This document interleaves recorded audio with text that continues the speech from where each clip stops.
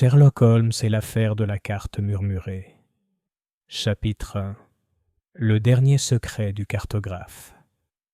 L'automne 1891 apporta une humidité particulière qui semblait s'infiltrer jusqu'au cœur de Londres. Et j'avoue que le brouillard persistant qui enveloppa Baker Street pendant la majeure partie du mois d'octobre commença à affecter même mon tempérament habituellement vigoureux. Holmes, cependant, ne semblait absolument pas perturbé par la morosité, passant ses journées dans ce que j'en étais venu à reconnaître comme l'une de ces périodes d'intense activité mentale, même si, pour un observateur non averti, il aurait pu sembler ne rien faire de plus pénible que fixer le plafond tout en consommant une quantité alarmante de tabac. C'est le matin du 15 octobre que notre curieuse affaire commença, même si je dois admettre que ni Holmes ni moi n'aurions pu anticiper la complexité labyrinthique qui allait bientôt se dévoiler à nous. Je m'étais levé tôt, comme à mon habitude, et j'étais plongé dans l'agréable rituel du petit déjeuner lorsque Madame Hudson apparut à notre porte, l'air d'une excitation à peine contenue. « Messieurs, annonça-t-elle, une dame veut vous voir. Elle est très affligée et insiste sur l'urgence absolue de la situation. » Elle baissa la voix d'un ton conspirateur. Elle dit qu'il s'agit d'un meurtre des plus odieux. Holmes, qui était resté allongé dans son fauteuil, les yeux clos, les ouvrit avec la grâce languissante d'un chat qui flaire une proie. « Un meurtre, dites-vous ? Comme c'est rafraîchissant. Et quelle sorte de dame est notre visiteuse, Madame Hudson ? De la qualité, Monsieur Holmes, bien habillée, bien qu'il soit visiblement agité. Un accent étranger, je dirais français peut-être, ou belge. « Belge, » murmura Holmes en se redressant, soudain intéressé. « C'est très intriguant. Montrez-lui la voie, Madame Hudson, si vous avez l'amabilité. » Quelques instants plus tard, nous fûmes présentés à Mademoiselle Céleste Durand, une femme d'une trentaine d'années dont le regard sombre exprimait une lueur hantée, signe d'un traumatisme récent. Sa robe, bien qu'élégante, portait les signes subtils d'une préparation hâtive. Un bouton légèrement de travers, un gant mal ajusté. Holmes, remarquai-je, énumérait ces détails avec l'intensité qui le caractérisait. « Veuillez vous asseoir, mademoiselle, » proposai-je en désignant la chaise près de la cheminée. « Vous semblez souffrir. » Elle accepta avec gratitude, les mains légèrement tremblantes tandis qu'elle arrangeait ses jupes. « Messieurs, je viens vous voir car on me dit que vous êtes les seuls hommes à Londres capables de percer ce terrible mystère. Mon employeur, mon cher ami, a été assassiné. Et la police. » Elle secoua la tête avec désespoir. Ils ne comprennent rien. Holmes se pencha en avant, les doigts croisés sous le menton. « Votre employeur, dites-vous, puis-je m'enquérir de la nature de son activité ? » « Monsieur Aldrich Pemberton était cartographe, » répondit-elle, son accent donnant à ses paroles une note musicale. « L'un des meilleurs d'Europe, même s'il travaillait dans le plus grand secret. Ces cartes n'étaient pas ordinaires, vous comprenez. Elles étaient commandées par des gouvernements, par des explorateurs en quête de nouveaux territoires, par des hommes d'influence qui exigeaient de la discrétion. »« Ah, » murmura Holmes, le genre de cartographe dont le travail pourrait valoir la peine de tuer. Mademoiselle Durand hocha gravement la tête. « Exactement, monsieur Holmes. Mais ce n'est pas seulement le fait de sa mort qui m'amène ici. C'est la manière dont elle est survenue et ce qui a été volé. » Elle fouilla dans son réticule et en sortit un morceau de papier plié, qu'elle tendit à Holmes avec une réticence évidente. « Ceci a été trouvé à côté de son corps. Le tueur l'a laissé délibérément, j'en suis certaine. » Holmes déplia le papier avec une précision délicate, et je vis ses sourcils se lever légèrement en examinant son contenu. Au bout d'un moment, il me le tendit, et je me retrouvai face à ce qui semblait être un fragment de carte, bien que différent de tout ce que j'avais jamais vu. Les lignes étaient toutes tracées à l'encre bleue inhabituelle, et d'étranges symboles marquaient divers emplacements. Plus étrange encore, il semblait y avoir des annotations dans les marges, rédigées en plusieurs langues. « Très curieux, ai-je remarqué. Que pensez-vous de ces marques, Holmes ? » ?»« Plusieurs choses, Watson, mais je soupçonne que notre visiteur pourrait nous éclairer davantage. » Il tourna son regard pénétrant vers mademoiselle Durand. « Ce n'est pas l'original, n'est-ce pas ? C'est une copie, et pas très bonne. » Elle sursauta, visiblement surprise par son observation. « Comment avez-vous… » ?»« Oui, vous avez raison. L'original a été volé, ainsi que plusieurs autres documents, dans le coffre-fort de M. Pemberton. Cette copie était une copie que j'avais faite en secret, car je soupçonnais que quelqu'un surveillait la maison. »« C'est sage de votre part, » observa Holmes. « Maintenant, dites-nous précisément ce qui s'est passé la nuit du meurtre. » Mademoiselle Durand reprit son calme et commença son récit. C'était il y a 3 nuits. Monsieur Pemberton avait travaillé tard, comme à son habitude lorsqu'il terminait une commande importante. J'étais rentré dans mes appartements. J'étais à la fois son assistante et sa gouvernante.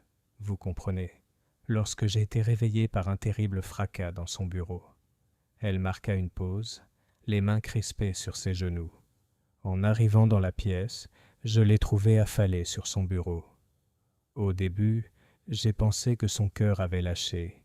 Il avait été très sollicité ces derniers temps. Mais ensuite, j'ai vu la blessure. « Quel genre de blessure ?» demanda Holmes avec un détachement clinique. « Un seul coup dans la nuque, précis et mortel. L'arme n'a pas été abandonnée, mais il y avait très peu de sang. Celui qui a fait ça savait exactement ce qu'il faisait. Je me suis retrouvé penché en avant, avec un intérêt professionnel. Le tueur possédait des connaissances médicales, vous croyez ? Ou un entraînement militaire, suggéra Holmes. Continuez, je vous prie, mademoiselle. J'ai immédiatement appelé la police, mais à leur arrivée, il était clair que le bureau avait été minutieusement fouillé. Des papiers étaient éparpillés partout, et le coffre-fort, le coffre privé de M. Pemberton, avait été ouvert. Ouvert, pas forcé. La voix de Holmes s'accentua, marquée par l'intérêt. Exactement. Il n'y avait aucune trace de violence sur la serrure. Soit le tueur connaissait la combinaison, soit… Elle hésita. Ou alors M. Pemberton a été contraint de l'ouvrir avant sa mort, conclut Holmes d'un ton sombre. Qu'a-t-on pris ? C'est le plus étrange, répondit-elle. Rien de valeur évidente. Sa collection de cartes rares, valant des milliers de livres, est restée intacte. Ses instruments, sa montre en or, et même l'argent qu'il gardait pour les dépenses du ménage. Il ne manquait qu'une chose. La carte dont ceci est une copie, supposa Holmes. Ce n'était pas seulement une carte, monsieur Holmes. C'était l'aboutissement de 3 ans de travail, un relevé complet de certains territoires de l'Empire ottoman, commandé par… Elle jeta un regard nerveux autour d'elle. Peut-être serait-il préférable que je ne dise pas par qui. Holmes fit un geste dédaigneux. Un travail gouvernemental, sans aucun doute. Le ministère britannique des Affaires étrangères s'intéresse depuis longtemps à cette région. Il se leva et commença sa déambulation habituelle devant la cheminée. « Dites-moi, qu'est-ce qu'elle avait de si spécial, cette carte ? Pourquoi tuerait-on pour elle ? » « Parce qu'il a révélé ce que d'autres n'ont pas réussi à découvrir, » répondit-elle d'une voix à peine plus basse qu'un murmure. « M. Pemberton a identifié l'emplacement de quelque chose que beaucoup ont cherché sans jamais le trouver. Quelque chose qui pourrait changer l'équilibre des pouvoirs à l'Est. » La pièce se tut, à l'exception du crépitement du feu et des bruits lointains de Londres s'éveillant à un autre jour. Holmes continua de faire les 100 pas, son esprit réfléchissant clairement aux implications de ce que nous avions entendu. « Une dernière question, mademoiselle, » dit-il enfin. « Pourquoi venir chez nous ? » La police pense avoir trouvé son meurtrier, l'interrompit-elle avec amertume. Ils ont arrêté le neveu de M. Pemberton, Henry, qui s'était disputé avec son oncle pour une question d'argent quelques jours avant le meurtre. Mais je connais Henry. Il est incapable d'un tel acte.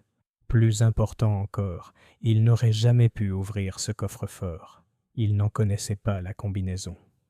Holmes s'arrêta de marcher et la fixa d'un regard intense. « Comment peux-tu en être sûr ? » « Parce que, monsieur Holmes, seules 3 personnes au monde connaissaient cette combinaison. Monsieur Pemberton lui-même, son banquier, qui était à Édimbourg ces 2 dernières semaines, et moi-même. » Les implications de ces paroles flottèrent dans l'air comme la brume matinale devant nos fenêtres. Si elle disait la vérité, Alors soit elle était la meurtrière, soit quelqu'un possédait des informations qui auraient dû être impossibles à obtenir. Holmes reprit sa place et observa notre visiteur avec un intérêt retrouvé. « Mademoiselle Durand, dit-il doucement, je crois que vous nous avez apporté une énigme des plus fascinantes. » Chapitre 2. La scène des secrets. Après notre entretien avec mademoiselle Durand, Holmes insista pour examiner la scène du crime sans délai. Malgré mes suggestions selon lesquelles nous pourrions d'abord prendre un petit déjeuner, mon ami attrapait déjà son manteau et son chapeau avec l'énergie résolue qui marquait toujours le début de ses enquêtes. « Le temps, Watson, » déclara-t-il en enveloppant sa longue silhouette dans son ulster familier, « est la seule chose que nous ne puissions pas fabriquer. Chaque heure qui passe permet à notre proie de mieux effacer ses traces. » Le fiacre qui nous transportait à travers les rues brumeuses de Londres semblait avancer à une allure qui frustrait visiblement Holmes, même s'il ne se plaignait pas, si ce n'est de quelques claquements de doigts sur son genou. Mademoiselle Durand nous avait fourni l'adresse, une maison respectable de Bloomsbury, gage d'un confort sans ostentation. En approchant du 47 Grosvenor Gardens, j'ai été frappé par la tranquillité ordonnée du quartier. C'était là les demeures de professionnels, d'universitaires et peut-être de quelques officiers militaires à la retraite, précisément le genre de quartier où un cartographe pourrait établir sa résidence et son entreprise. La maison elle-même était une élégante structure géorgienne de 4 étages, avec des briques bien entretenues et des fenêtres qui brillaient malgré la suie londonienne persistante. « Observe, Watson », murmura Holmes tandis que nous descendions du taxi. « Comme le tueur a soigneusement choisi son lieu, un quartier où les étrangers seraient remarqués, mais suffisamment respectable pour que les bruits d'une lutte puissent être attribués à de nombreuses causes innocentes. » Un agent de police montait la garde à la porte d'entrée, et Holmes sortit sa carte avec l'aisance acquise grâce à sa longue familiarité avec les procédures officielles. L'inspecteur Bradshaw de Scotland Yard, que nous avions déjà rencontré lors d'affaires précédentes, sortit pour nous accueillir avec un mélange de résignation et de soulagement. « Monsieur Holmes, » dit-il en lui serrant la main avec une courtoisie professionnelle, « j'aurais dû me douter que vous finiriez par apparaître. La Française a insisté sur le fait que nous avions arrêté le mauvais homme. »« Et quelle est votre évaluation de l'affaire, inspecteur ?» demanda Holmes tandis qu'on nous conduisait dans le hall d'entrée. Bradshaw haussa les épaules. « C'est assez simple, je dirais. Une dispute familiale à propos d'argent, un neveu s'emporte, un oncle meurt. On a retrouvé les gants du jeune homme dans le jardin, et il avait été vu en train de se disputer avec la victime 2 jours auparavant. »« Ces gants ?» Holmes s'interrompit brusquement. « C'est curieux qu'un tueur abandonne des preuves aussi évidentes. »« Peut-être qu'il a paniqué, » suggéra Bradshaw, même si je détectai une note d'incertitude dans sa voix. On nous fit entrer dans ce qui avait été le bureau d'Aldrich Pemberton, et je dois avouer que le spectacle qui s'offrit à nous était à la fois fascinant et troublant. La pièce était vaste et bien aménagée, avec des étagères pleines de livres, remplies d'atlas, de textes géographiques et de volumes reliés de ce qui semblait être des journaux d'expédition. Un magnifique bureau dominait le centre de l'espace, sa surface en acajou portant désormais le tracé à la craie qui marquait l'endroit où le corps avait été découvert. Holmes entreprit immédiatement son examen avec une précision méthodique qui ne cessait de m'impressionner. Il se déplaçait dans la pièce tel un limier suivant une piste, s'arrêtant fréquemment pour examiner des détails qui m'échappaient complètement. « Le coffre-fort », annonça-t-il au bout de quelques minutes en s'approchant d'un coffre-fort en fer ouvert dans un coin. « Dites-moi, inspecteur, a-t-il été trouvé dans cet état précis ?»« Exactement comme vous le voyez, » confirma Bradshaw. « La serrure est intacte, la porte est ouverte. Soit la victime l'a ouverte volontairement, soit le tueur possédait la combinaison. » Holmes s'agenouilla devant le coffre-fort et sortit sa loupe, étudiant le mécanisme de la serrure avec une concentration intense. « Watson, » appela-t-il, « observe les rayures autour de la serrure. Qu'en penses-tu » Je le rejoignis et observai à travers la vitre les minuscules marques qui l'indiquaient.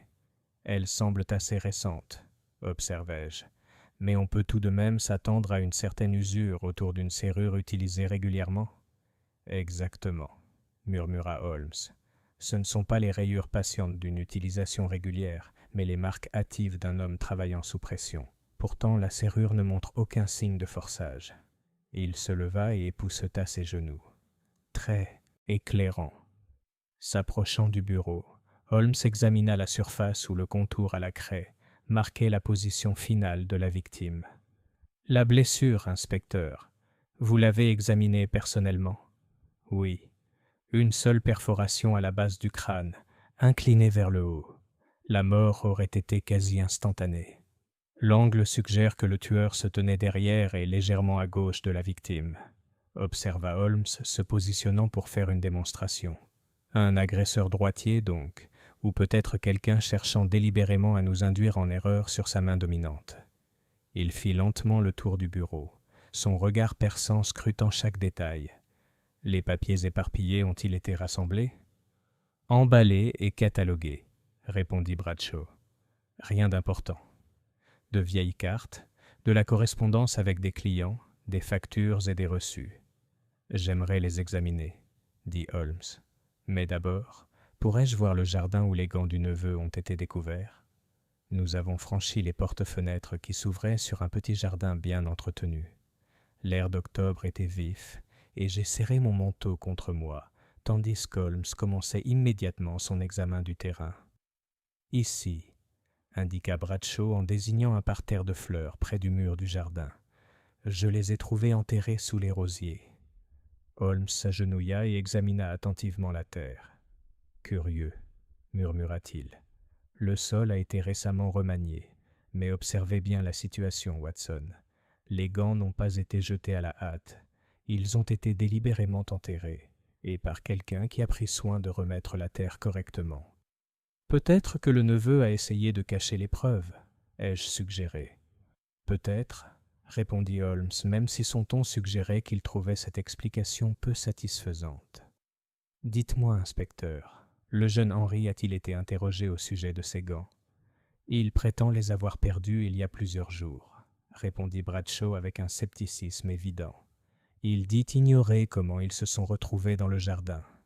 Holmes se leva et observa les murs du jardin, hauts de 2,50 m, surmontés de pics de fer, difficiles à escalader, surtout pour quelqu'un qui transporte des preuves à enterrer. Comment entre-t-on habituellement dans ce jardin? Par la maison, ou par la porte de service à l'arrière. Nous avons examiné le portail qui ne présentait aucun signe d'effraction, bien que Holmes ait remarqué que la serrure était de conception simple et pouvait être crochetée par toute personne ayant une certaine habileté. Il a passé plusieurs minutes à observer le sol près du portail, émettant parfois de petits sons d'intérêt ou de satisfaction. « Très éclairant, » déclara-t-il enfin. « Inspecteur, je me demandais si je pouvais vous demander une dernière faveur. Pourrions-nous interroger le neveu ?» Bradshaw hocha la tête, même s'il semblait perplexe devant le manque apparent d'enthousiasme de Holmes pour la théorie officielle. « Il est détenu à Bow Street. Nous pouvons être sur place d'ici 1 heure. » Alors que nous nous apprêtions à quitter le jardin, Holmes marqua une pause et se retourna vers la maison. « Un instant, » dit-il en s'approchant à nouveau des porte-fenêtres. Il s'agenouilla et examina le seuil à la loupe, s'attardant particulièrement sur l'encadrement de la porte et la petite marche qui menait du bureau au jardin. « Watson, » appela-t-il, « qu'observez-vous à propos de ces portes ?» Je le rejoignis et examinai attentivement l'entrée. « Elles semblent en bon état, » dis-je. « Le bois est bien entretenu, les gonds ont été récemment huilés. » En effet, mais regardez de plus près le cadre inférieur.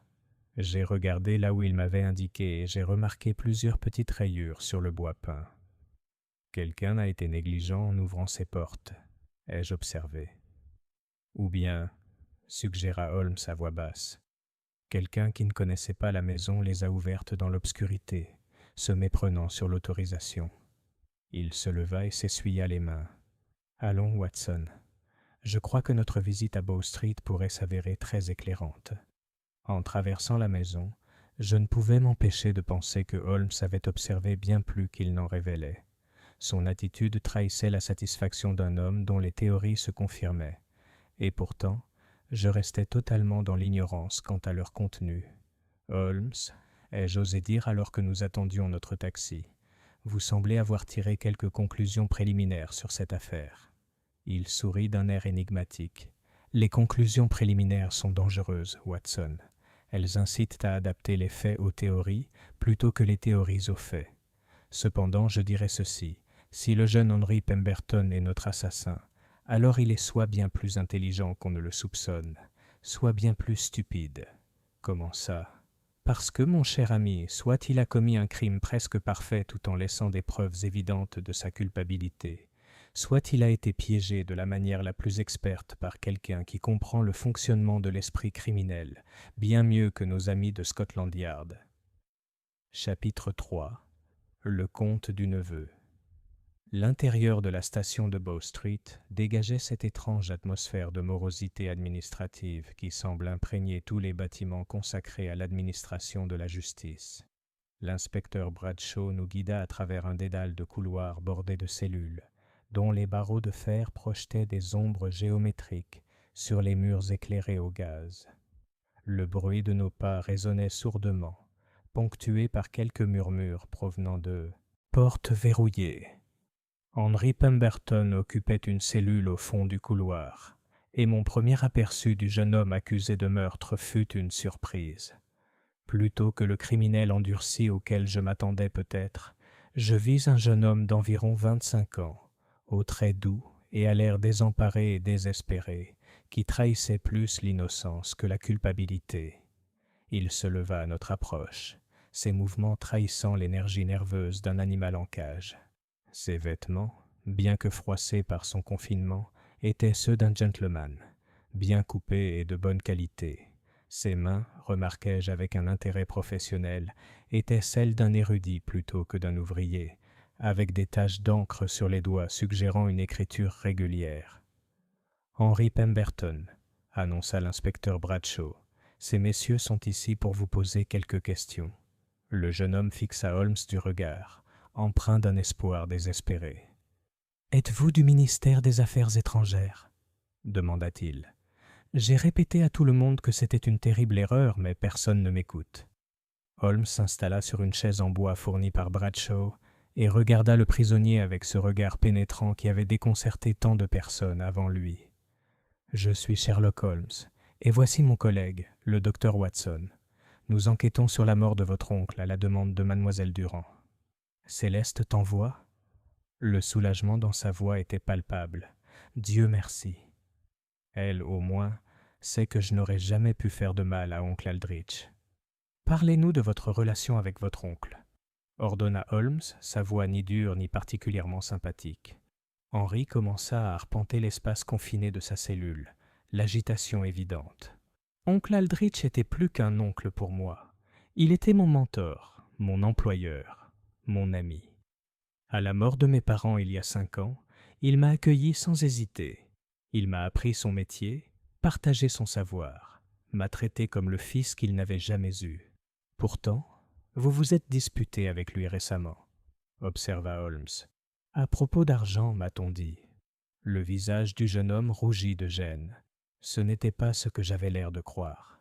J'avais contracté des dettes de jeu.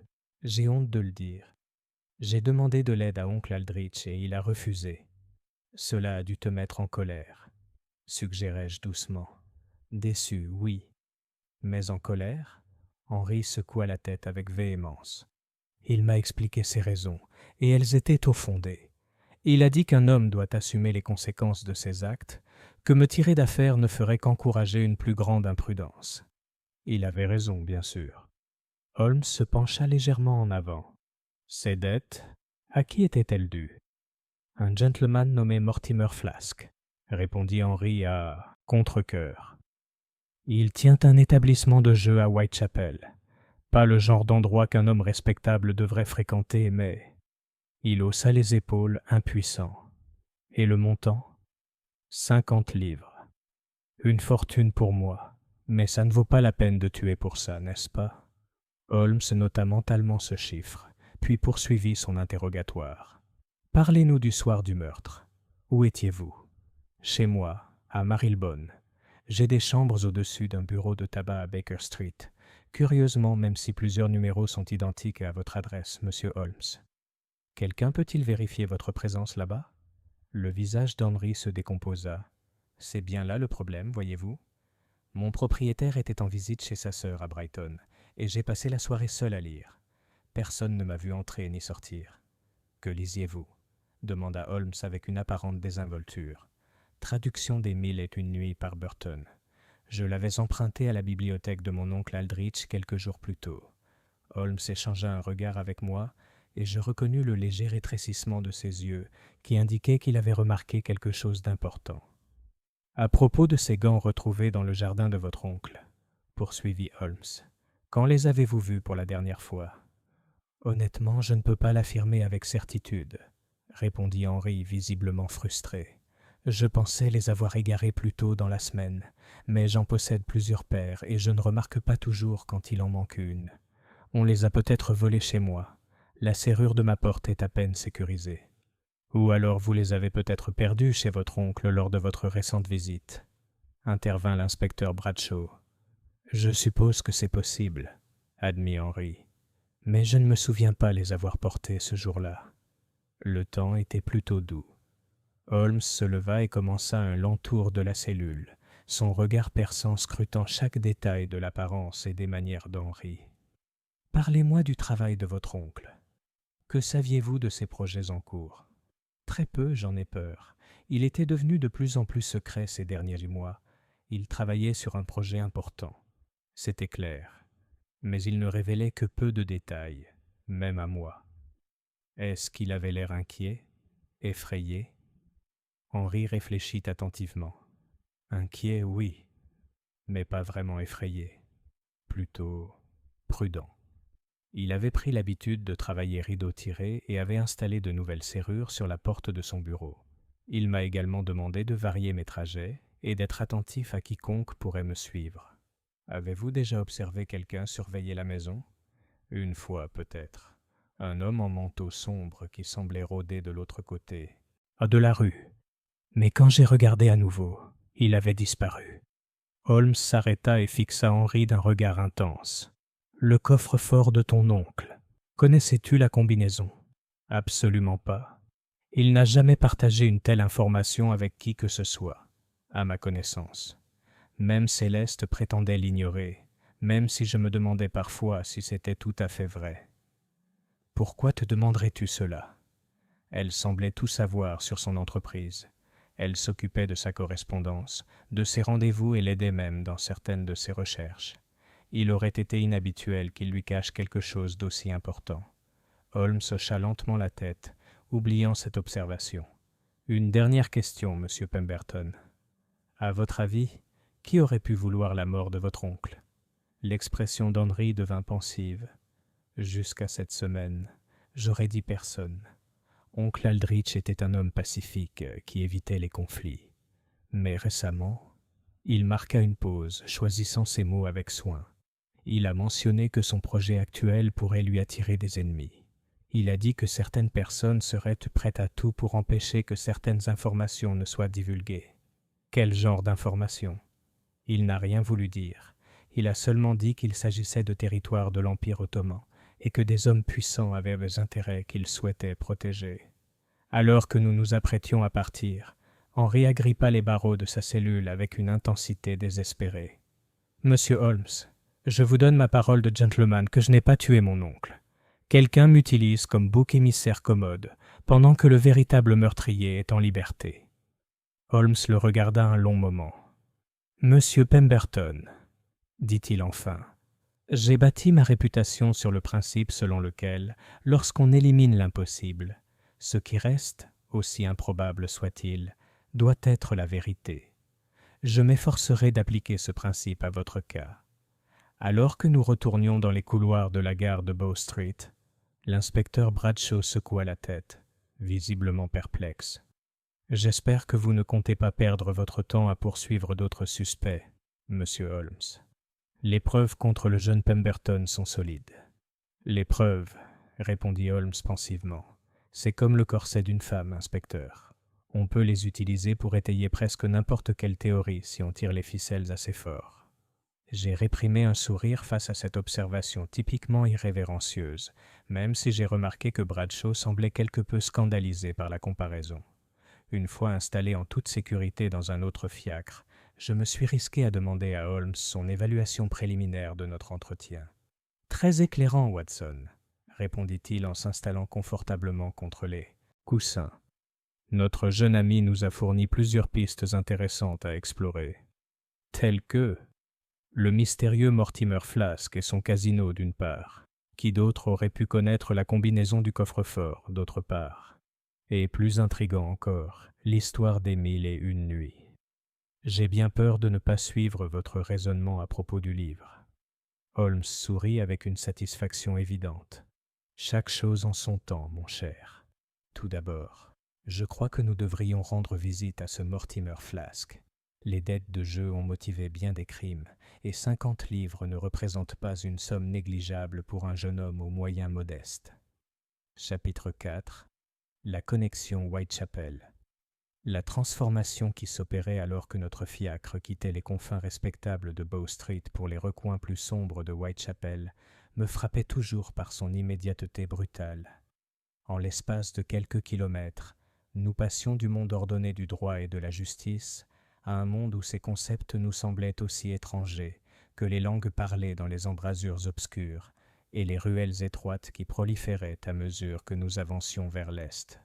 L'établissement de Mortimer Flask se trouvait dans une ruelle étroite de Commercial Street, identifiable uniquement par une discrète plaque de laiton portant l'inscription « Club privé » en lettres ternies. Le bâtiment lui-même était sans intérêt, une structure de 3 étages qui aurait pu autrefois abriter des logements respectables, mais qui présentait désormais les signes évidents de déclin qui caractérisaient tant de propriétés dans ce quartier londonien. Holmes s'arrêta devant l'entrée, son regard perçant scrutant les moindres détails de notre environnement. « Observez, Watson, » murmura-t-il. Le propriétaire a soigneusement choisi son emplacement, assez proche de la City pour attirer les gentlemen en quête d'émotion, mais suffisamment à l'abri des regards pour opérer sans interférence indue.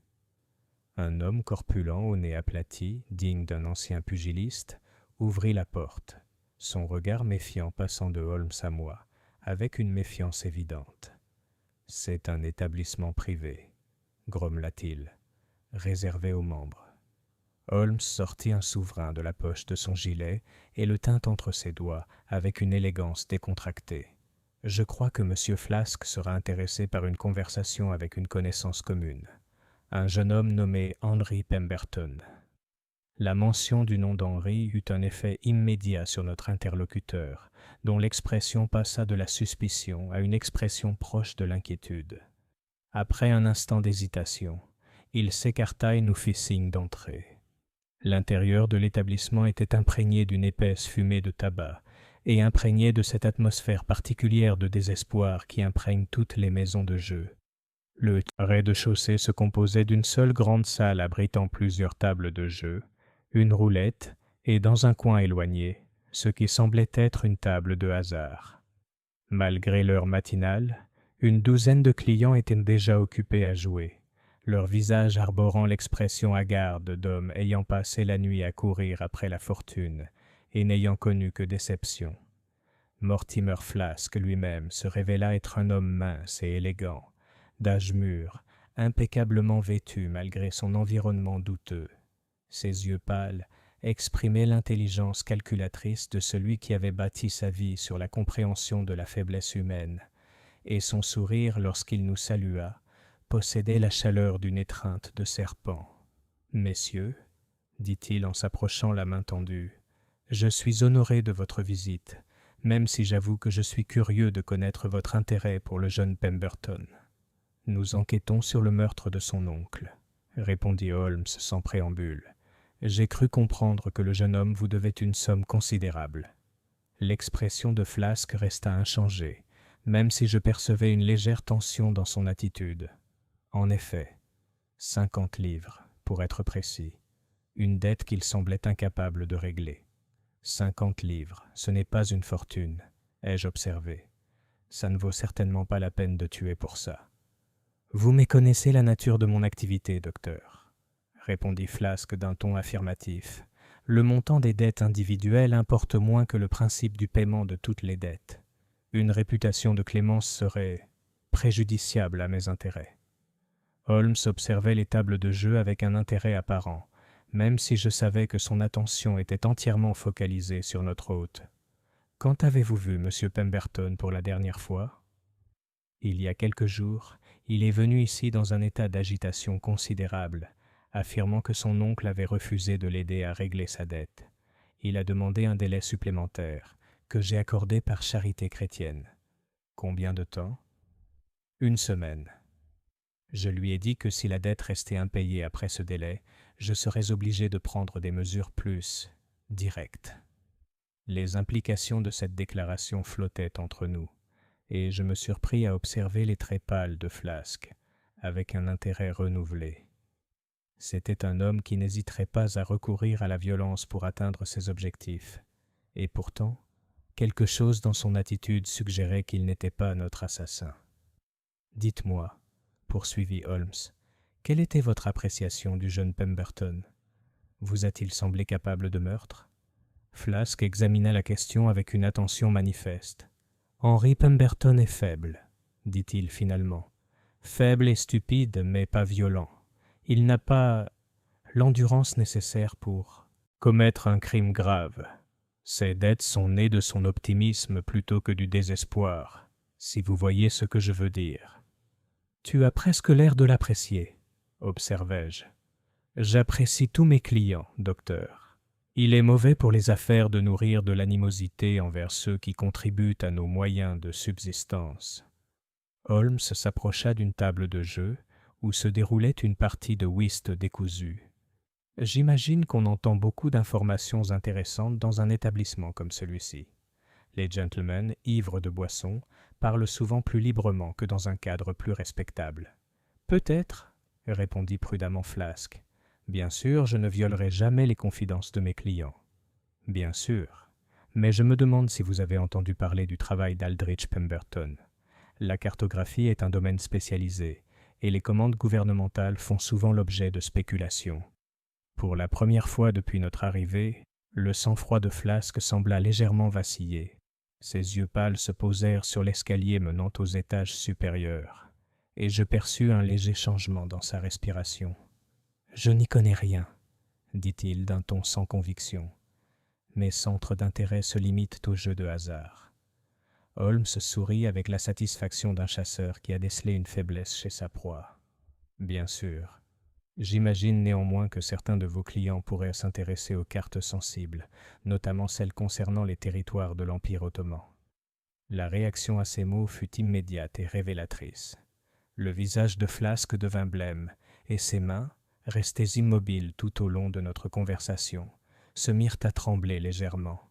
« Je crois que cet entretien est terminé, » dit-il d'une voix qui avait perdu sa douceur d'antan. « Je crains de ne pouvoir vous aider davantage. »« Peut-être pas, » acquiesça Holmes avec amabilité. « Je me demandais toutefois si vous pourriez nous autoriser à inspecter les étages supérieurs de votre établissement. » Curiosité professionnelle, vous comprenez ? Absolument pas. Ces zones sont privées. Holmes hocha la tête comme s'il s'attendait à cette réponse. Comme vous le souhaitez. Allons, Watson, je crois que nous avons appris ce que nous sommes venus découvrir ici. Alors que nous nous apprêtions à partir, Flasque nous interpella avec une réticence évidente. À propos de la dette du jeune Pemberton ? Oui. Considérez-le comme annulé. Le garçon a assez souffert. Une fois dehors et revenant vers l'artère principale, je me tournai vers Holmes avec une curiosité non dissimulée. C'était très instructif, même si j'avoue ne pas être tout à fait sûr de ce que nous avons accompli. Plusieurs choses, Watson. Premièrement, nous avons confirmé que la dette d'Henry Pemberton, bien que réelle, ne constituait guère un motif suffisant pour un meurtre. Deuxièmement, nous avons établi que Flasque, malgré sa profession peu recommandable, semble sincèrement aimer le jeune homme. Et troisièmement, Holmes s'arrêta et me fixa d'un de ses regards pénétrants. Troisièmement, mon cher ami, Nous avons découvert que notre monsieur Flask en sait bien plus sur l'œuvre cartographique d'Aldrich Pemberton qu'il ne veut bien l'admettre. Avez-vous observé sa réaction lorsque j'ai évoqué l'Empire ottoman? En effet, il semblait vraiment effrayé. Plus qu'effrayé, Watson. Il semblait comprendre l'importance de mes propos, ce qui soulève la question fascinante de savoir comment le propriétaire d'une maison de jeux de Whitechapel en vient à connaître les projets de cartographie du gouvernement. Alors que nous ailions un taxi pour nous ramener vers Baker Street, je me suis mis à réfléchir aux implications de ce que nous avions découvert. L'affaire devenait plus complexe à chaque entretien, et j'avais la nette impression que nous commencions seulement à percer l'étendue du mystère. « Quelle est notre prochaine étape ?» demandai-je tandis que nous nous installions dans le taxi. « Je crois qu'il est temps d'examiner les papiers éparpillés dans le bureau de Pemberton, » répondit Holmes.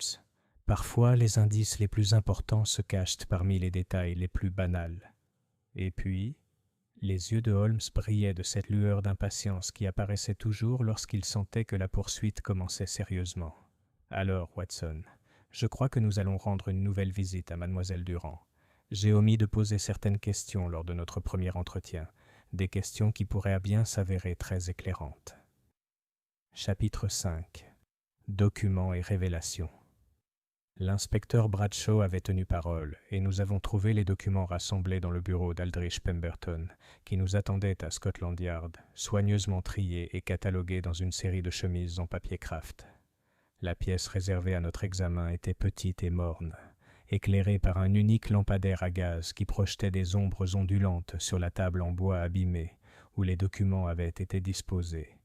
Holmes aborda la tâche avec la précision méthodique qui caractérisait tout son travail d'enquête, examinant chaque document à la loupe avant de me le confier pour que je l'examine personnellement.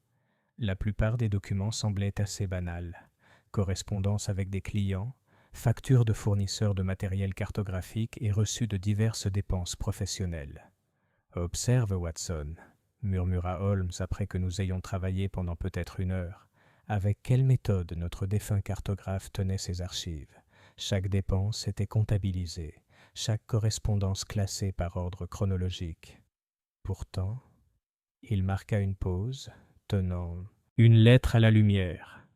Et pourtant, Holmes, il y a des trous dans la séquence. Notez les dates sur ces lettres du ministère des Affaires étrangères. 2 octobre, puis 8 octobre. Qu'est-il advenu de la correspondance des jours intermédiaires? J'ai examiné les documents plus attentivement et confirmé son observation. Peut-être ces lettres contenaient-elles des informations sensibles que Pemberton a détruites par mesure de sécurité. Peut-être. Ou peut-être que notre tueur était plus sélectif dans ses vols que nous le pensions initialement. Holmes mit la lettre de côté et poursuivit son examen. « Qu'en pensez-vous, Watson ?»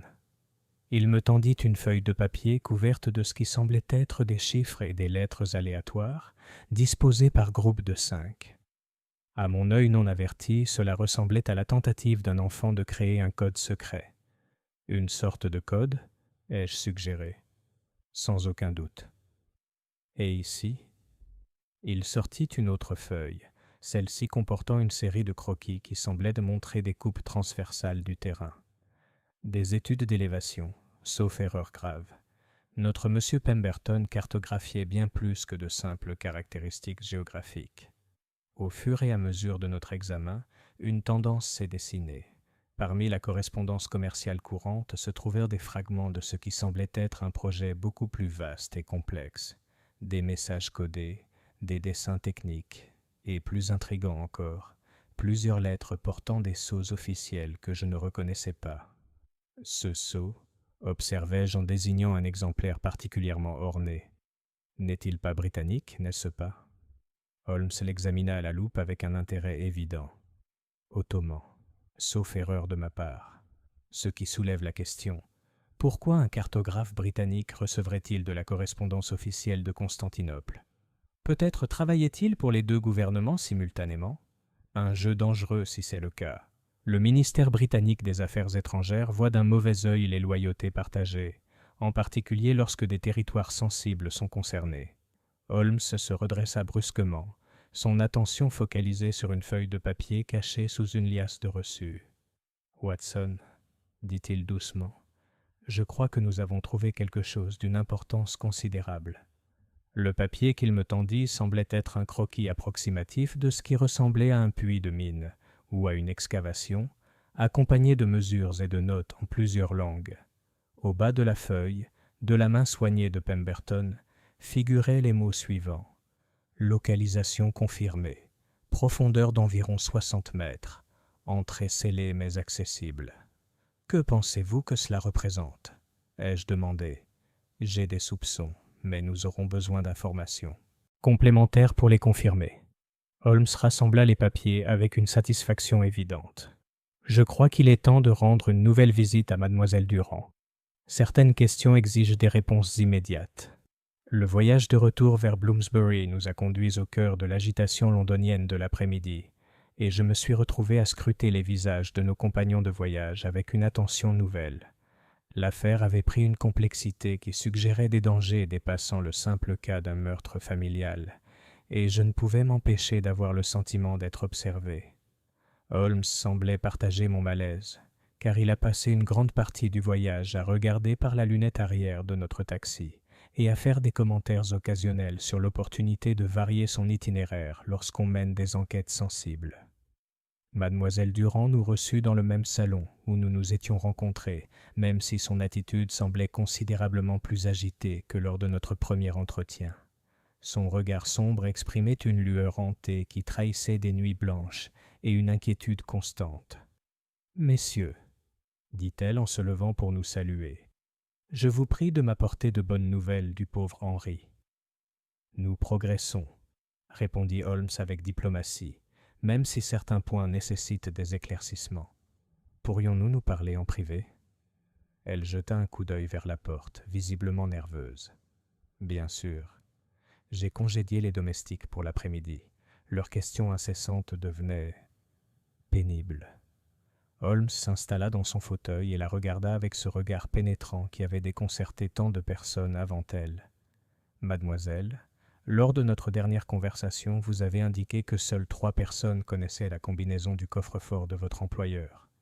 Pourriez-vous reconsidérer cette affirmation ? » Son sang-froid vacilla légèrement. « Que voulez-vous dire, monsieur Holmes ? » Je veux dire que certains éléments suggèrent que le tueur possédait des connaissances qui ne pouvaient provenir que d'une personne connaissant parfaitement les méthodes et les habitudes de M. Pemberton. Le coffre-fort a été ouvert sans forcer, les documents les plus sensibles ont été retirés, tandis que les objets de valeur évidente ont été ignorés, et le tueur savait exactement où trouver ce qu'il cherchait. Vous suggérez que Sa voix s'éteignit, et je vis ses mains commencer à trembler. Je ne suggère rien, mademoiselle. Je constate simplement que ce crime témoigne d'une certaine familiarité avec la maisonnée, ce qui plaide contre une intrusion fortuite. Elle se leva brusquement et s'approcha de la fenêtre, nous tournant le dos. Vous devez comprendre, messieurs, que le travail de M. Pemberton n'était pas simple.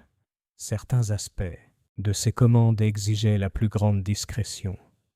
Quel genre d'aspect ? Demanda Holmes avec douceur. Elle se tourna vers nous, le visage pâle mais résolu.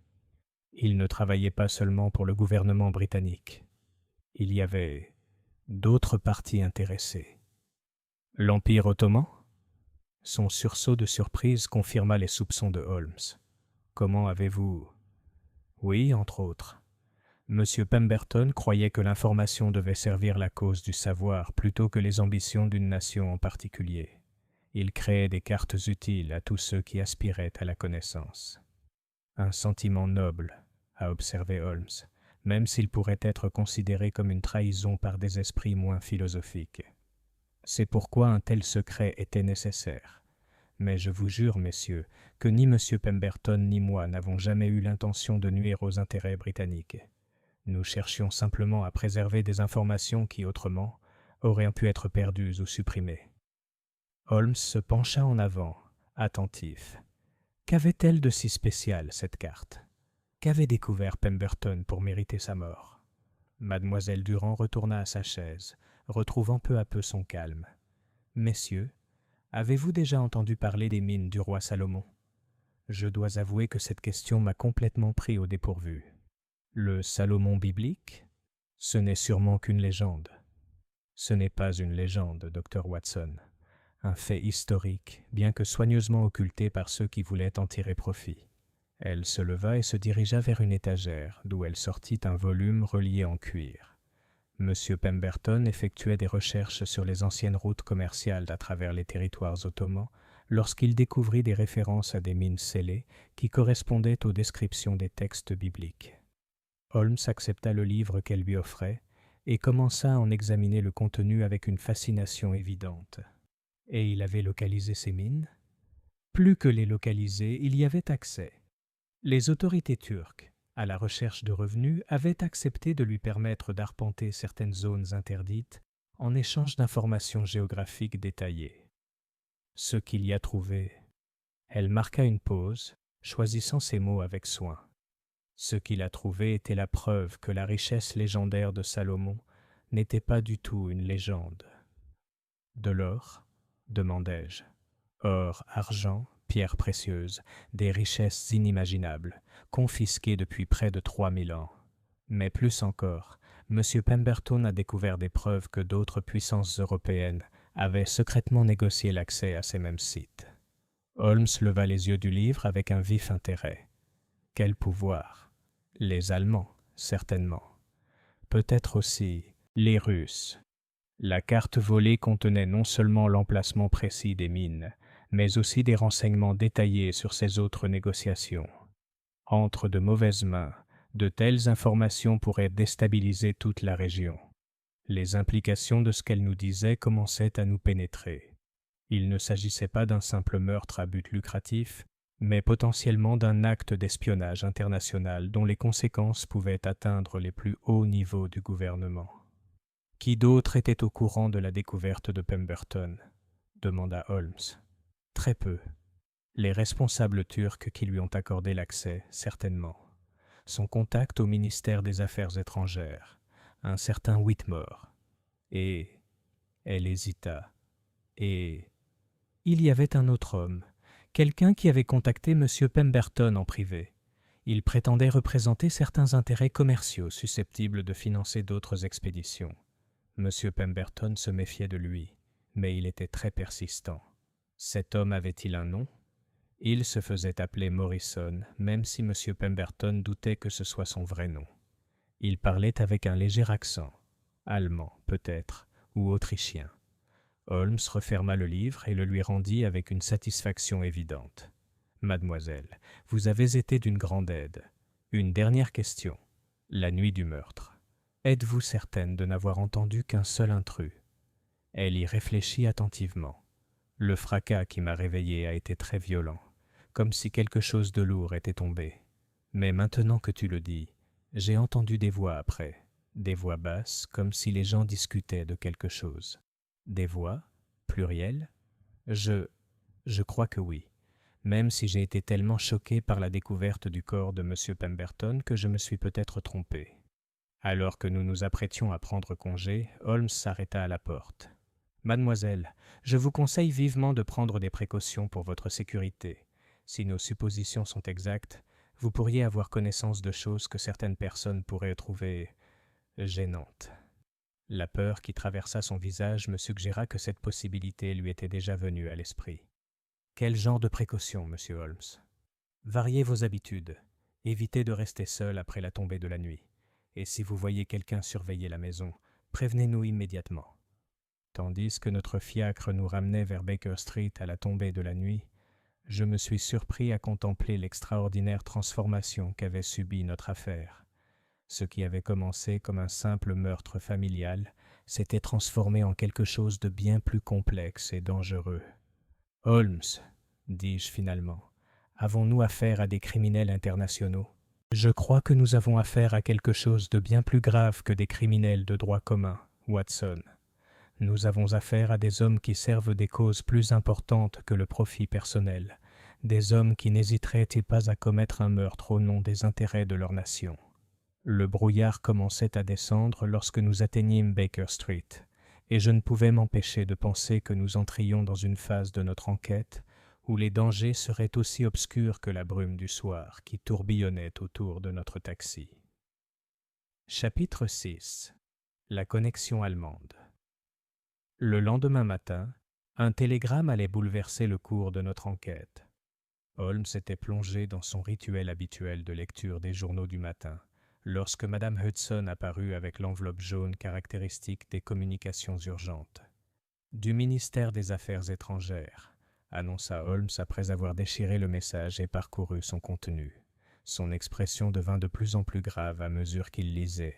« Il semble, Watson, que notre affaire ait attiré l'attention officielle de la plus haute importance. » Il me tendit le télégramme qui portait la signature de Sir Mycroft Holmes, le frère de mon ami, et un homme dont l'influence considérable dans les couloirs de Whitehall n'était égalée que par sa corpulence légendaire et son aversion pour l'effort physique.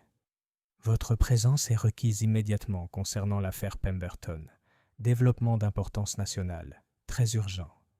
Mycroft s'implique rarement dans les enquêtes criminelles, » observa Holmes en attrapant son manteau. Lorsqu'il le fait, cela indique invariablement que l'affaire a des implications bien au-delà du simple cadre familial. Les bureaux du gouvernement de Sa Majesté occupaient une série de bâtiments imposants qui semblaient destinés à rappeler aux visiteurs l'immense pouvoir exercé par l'Empire britannique. Le domaine de Mycroft était situé dans une structure si délibérément anonyme qu'on aurait pu le prendre pour un club de gentlemen. N'était la présence discrète mais indéniable de gardes armés à intervalles stratégiques. Nous fûmes conduits dans un bureau spacieux donnant sur St. James's Park, où Mycroft Holmes était assis derrière un immense bureau en acajou, telle une araignée pâle et corpulente au centre d'un réseau invisible d'informations. Son accueil, bien que cordial, était empreint d'une certaine urgence, suggérant la gravité de notre situation. « Sherlock, Dr. Watson, » dit-il en désignant les chaises placées devant son bureau. « J'espère que vous pardonnerez le caractère impératif de ma convocation, mais certains événements nécessitent une consultation immédiate. » « À propos du meurtre de Pemberton ?» demanda Holmes en s'installant dans son fauteuil avec son économie de mouvement habituelle. « Concernant les implications du meurtre. »« De Pemberton, » corrigea Mycroft. « Nous avons surveillé certaines activités qui suggèrent que votre enquête a attiré l'attention indésirable d'agents étrangers. » Il ouvrit un dossier posé devant lui et en sortit plusieurs photographies qu'il étala sur le bureau pour que nous les examinions. Les images semblaient avoir été prises subrepticement, montrant différentes personnes dans différents lieux de Londres. « Ces photographies ont été prises au cours des dernières 48 heures, » expliqua Mycroft. « Les personnes concernées sont des agents connus des services de renseignement allemands et leur présence à Londres coïncide de manière assez suspecte avec votre enquête sur la mort de Pemberton. » Holmes examina les photographies avec un vif intérêt. « Cet homme, » dit-il en désignant une silhouette photographiée devant une gare, ressemble étrangement au mystérieux Morrison qui avait contacté Pemberton pour financer des expéditions supplémentaires. En effet, son vrai nom est Klaus Richter, et il est considéré comme l'un des agents les plus compétents de Berlin. Le fait qu'il soit resté à Londres malgré les risques évidents suggère que sa mission est d'une importance considérable pour ses maîtres. « Que savons-nous des intérêts allemands dans les territoires ottomans ?» ai-je demandé. L'expression de Mycroft devint encore plus sérieuse. « Plus que nous ne le souhaiterions, Dr. Watson. Les Allemands ont systématiquement étendu leur influence dans toute la région, sous couvert d'opérations commerciales, mais avec des implications militaires évidentes. Un projet de chemin de fer reliant Berlin à Bagdad, des concessions minières en Anatolie, des accords diplomatiques qui excluent de fait les intérêts britanniques de vastes zones d'importance stratégique. » Holmes se pencha en avant avec attention. Et la carte de Pemberton aurait révélé l'étendue de ses activités. La carte de Pemberton aurait fait bien plus. Notre analyse préliminaire des renseignements qu'il a recueillis suggère que les Allemands ont découvert quelque chose dans ces anciennes mines, quelque chose qui pourrait modifier l'équilibre des forces dans toute la région. « Les trésors de Salomon ?» ai-je suggéré. Mycroft sourit avec une satisfaction sombre. Pas des trésors au sens classique du terme, docteur. Des matières premières. Plus précisément, des gisements de minéraux rares essentiels à la fabrication d'alliages d'acier de pointe. L'armée allemande recherche des sources fiables de ces matériaux pour soutenir ses ambitieux programmes de construction navale. Les implications de cette révélation m'ont frappé avec une force considérable. La détermination de l'Empire allemand à défier la suprématie navale britannique était bien connue, et l'accès à des ressources métallurgiques supérieures pouvait faire pencher la balance en sa faveur. « Que c'est l'assistant de Pemberton de ces découvertes ?» demanda Holmes. « C'est une des questions auxquelles nous espérions que vous répondriez, » répondit Mycroft. « Le parcours de mademoiselle Durand est intéressant. Elle est bien française, comme elle le prétend. Mais sa famille est liée à certains mouvements politiques radicaux qui entretiennent des liens avec des sympathisants allemands. Vous la soupçonnez de complicité dans le meurtre de Pemberton ? Je soupçonne tout le monde de tout jusqu'à preuve du contraire, déclara Mycroft avec sa franchise habituelle. Cependant, notre surveillance suggère qu'elle est véritablement effrayée et qu'elle n'a pas tenté de contacter d'agents étrangers connus. Soit elle est remarquablement douée pour la tromperie, soit elle est exactement ce qu'elle paraît être, une femme innocente prise dans des événements qui dépasseront son entendement. Holmes se leva et commença son arpentage habituel devant les fenêtres donnant sur le parc. Et le neveu ? Henry Pemberton ? Un bouc émissaire utile, rien de plus. Notre enquête confirme qu'il était bien à son logement la nuit du meurtre. Nous avons des témoins qui l'ont observé par sa fenêtre, lisant à la lumière d'une lampe jusqu'à bien après minuit. Alors pourquoi n'as-tu pas obtenu sa libération ? Le sourire de Mycroft était dépourvu de chaleur. Parce que son maintien en détention sert nos intérêts. Tant que les Allemands croiront que le tueur a été appréhendé, ils risquent de faire preuve de négligence.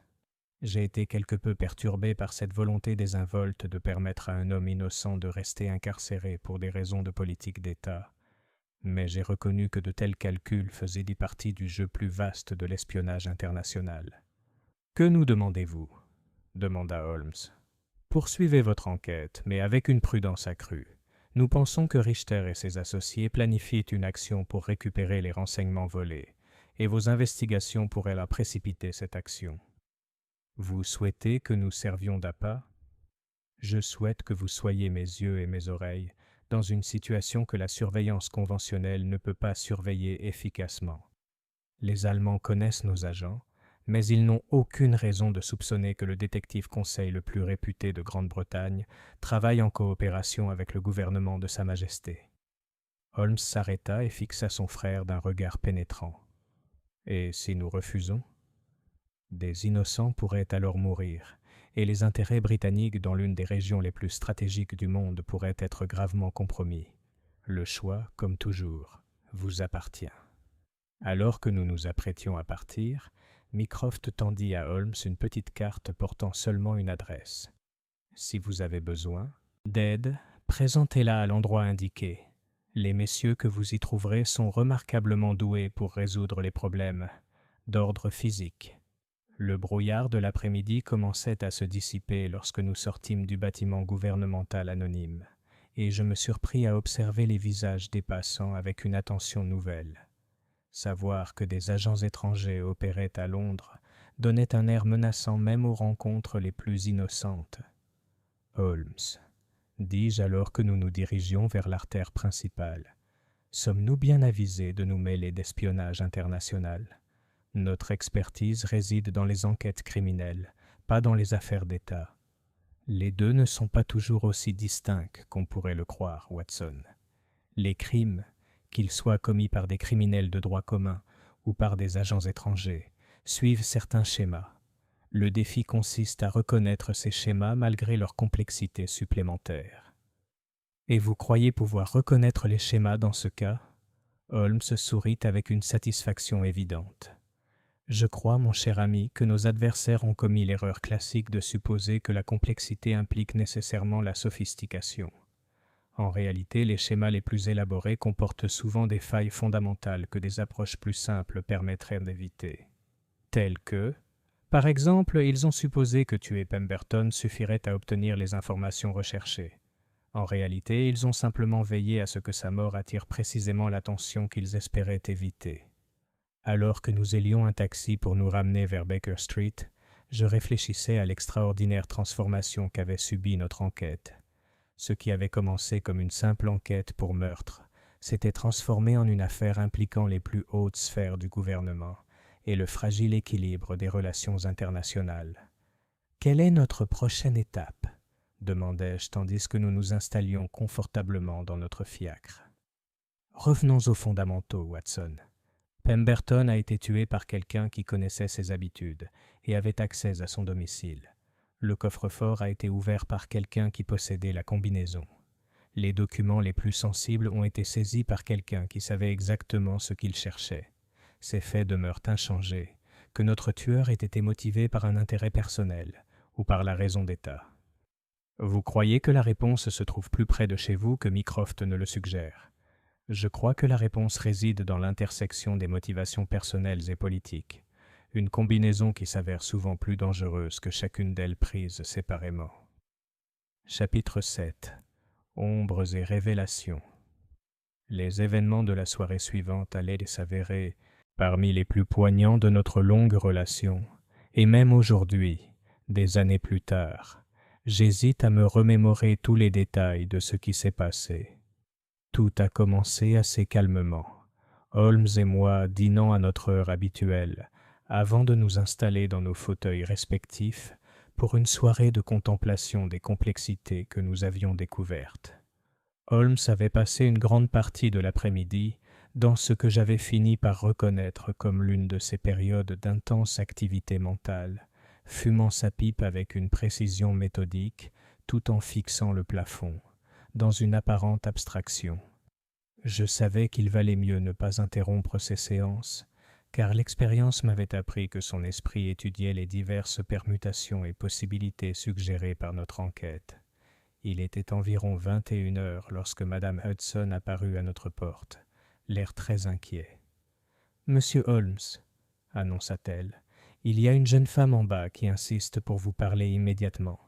Elle semble en grande détresse. » Holmes émergea de sa rêverie avec la vivacité d'un chien de chasse à l'affût d'une odeur. « Une jeune femme ? Française, par hasard ? » ?»« En effet, monsieur, la même dame qui est venue vous voir il y a quelques jours. » « Faites-la entrer immédiatement, Madame Hudson, et vous pourriez peut-être vous assurer que la porte d'entrée est bien verrouillée derrière elle. » Mademoiselle Durand apparut quelques instants plus tard, et le changement dans son apparence depuis notre dernière rencontre était frappant. Son calme habituel avait laissé place à une terreur évidente, ses yeux sombres se fixant constamment sur les fenêtres, comme si elle s'attendait à voir des visages hostiles les observer. « Messieurs, » halta-t-elle en acceptant la chaise que je lui offrais avec une gratitude évidente. « Je crains d'être surveillé, peut-être traqué. Il y a eu des hommes devant la maison, des inconnus qui semblent s'intéresser étrangement à mes allées et venues. » Holmes se pencha en avant avec attention. « Décrivez-moi ces hommes. » « Ils sont généralement deux. L'un grand et mince aux yeux pâles, l'autre plus petit mais à la carrure imposante. Ils ne cherchent pas à se dissimuler, ce qui rend leur présence encore plus menaçante. »« Allemand ?» demanda Holmes. Son sursaut de surprise confirma ses soupçons. « Comment as-tu... » ?»« Oui, je crois. Je les ai entendus parler ensemble, et même si je n'ai pas pu distinguer les mots, l'accent était indubitable. » Holmes m'a lancé un regard entendu avant de poursuivre son interrogatoire. « Ont-ils tenté de vous approcher directement ? » ?»« Pas encore, mais... » Elle fouilla dans son réticule et en sortit un morceau de papier plié. « On l'a glissé sous ma porte ce matin. » Holmes examina attentivement le papier avant de me le passer. Le message était bref et écrit d'une main précise. « Nous avons besoin d'informations concernant le travail de votre ancien employeur. Votre coopération sera récompensée. Toute résistance sera regrettée. » Non signé, mais le sens est clair, observa Holmes d'un air sombre. « Mademoiselle, je crois que vous courez un danger considérable. Ces hommes ne patienteront pas indéfiniment. »« Que dois-je faire ?» demanda-t-elle désespérément. « Je ne peux pas leur dire ce qu'ils veulent savoir. Les détails précis des découvertes de M. Pemberton sont morts avec lui. »« En êtes-vous certain ?» demanda Holmes à voix basse. « Réfléchissez bien. N'a-t-il jamais mentionné l'emplacement précis de ce qu'il avait trouvé ?» Elle réfléchit à cette question avec une réticence évidente. « Il y avait des indices, des références à des points de repère, des distances, des caractéristiques géographiques, mais rien qui aurait permis à quelqu'un de localiser simplement les sites sans une expertise considérable. » « Pourtant, vous pourriez fournir suffisamment d'informations pour rendre leurs recherches plus efficaces? Peut-être, mais cela reviendrait à trahir tout ce pourquoi M. Pemberton a œuvré. Il croyait que ce savoir devait servir la cause de l'érudition, et non les ambitions d'une nation en particulier. Holmes se leva et s'approcha de la fenêtre, se positionnant prudemment pour observer la rue en contrebas sans être vu de l'extérieur. « Watson, » dit-il doucement, « nous avons de la visite. » Je le rejoignis à la fenêtre et jetai un coup d'œil par une ouverture dans les rideaux. De l'autre côté de la rue, deux silhouettes se tenaient dans l'ombre d'un réverbère à gaz, l'une grande et mince, l'autre plus petite et plus robuste, exactement comme mademoiselle Durand l'avait décrite. « Ils vous ont suivi jusqu'ici, » observa Holmes, « ce qui suggère qu'ils en ont assez d'attendre votre coopération volontaire. »« Que veulent-ils faire ?» demanda-t-elle, même si je soupçonnais qu'elle connaissait déjà la réponse. « Ils ont l'intention de vous emmener dans un lieu où ils pourront vous interroger sans être inquiétés, » répondit Holmes sans détour. « La seule question est de savoir s'ils attendront votre départ volontaire ou s'ils tenteront de vous extraire de ces lieux. » Comme en réponse à ces paroles, nous entendîmes des pas dans l'escalier, suivis de la voix de Madame Hudson qui s'éleva en signe de protestation. Holmes se dirigea rapidement vers son bureau et en sortit le revolver qu'il y gardait, tandis que je vérifiais mon arme avec une efficacité éprouvée. « Mademoiselle, » dit Holmes doucement, « je vous suggère de vous positionner derrière mon bureau et d'y rester quoi qu'il arrive. » Les pas avaient atteint notre palier, et nous entendions des conversations à voix basse devant notre porte. Holmes se plaça sur le côté de l'entrée tandis que je prenais une position qui me permettrait de couvrir à la fois la porte et les fenêtres.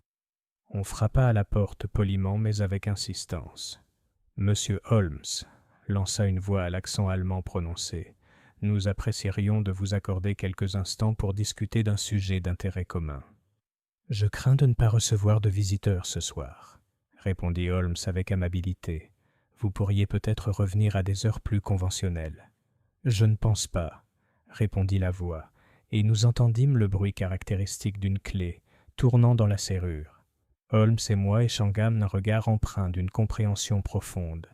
Ces hommes étaient avenus préparés à la résistance et possédaient manifestement des ressources dont les criminels ordinaires seraient dépourvus. La porte s'ouvrit lentement, et l'homme grand aux yeux pâles entra dans notre salon avec une assurance décontractée. Son compagnon, plus petit, resta dans le couloir, sans doute pour empêcher une fuite ou appeler à l'aide si nécessaire. « Messieurs, » dit l'intrus, son anglais étant précis malgré son accent, « je m'excuse pour la nature non conventionnelle de cette visite, mais le temps est d'une importance considérable. » « En effet, » acquiesça Holmes, son revolver désormais bien visible. « J'estime que vous avez environ 30 secondes pour exposer votre point de vue avant que cet entretien ne devienne vraiment désagréable. » L'Allemand sourit avec ce qui semblait être un amusement sincère. « Allons, monsieur Holmes, nous pouvons certainement mener nos affaires de manière civilisée.